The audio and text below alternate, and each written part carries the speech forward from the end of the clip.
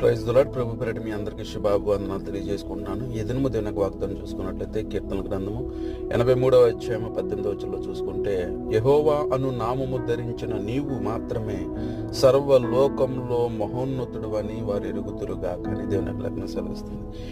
దేవుడు మహోన్నతుడని, సర్వ సృష్టికి ఆధారభూతుడని, కలిగి ఉన్నవేవి కూడా ఆయన లేకుండా కలగలేదని మనుషులు ఎప్పుడు తెలుసుకుంటారు అంటే, మనిషి యొక్క స్థితిగతులు భూమి మీద లేనప్పుడు, మనుగడ సాగించలేనంత పరిస్థితికి వచ్చినప్పుడు, ఇబ్బందుల్లో ఉన్నప్పుడు, శోధనలో ఉన్నప్పుడు, ఆర్థికమైనటువంటి ఇబ్బందులు వస్తున్నప్పుడు, అనారోగ్యమైన పరిస్థితులు మంచం మడకల మీద ఉన్నప్పుడు దేవుని యొక్క సువార్త వలచబడుతుంది.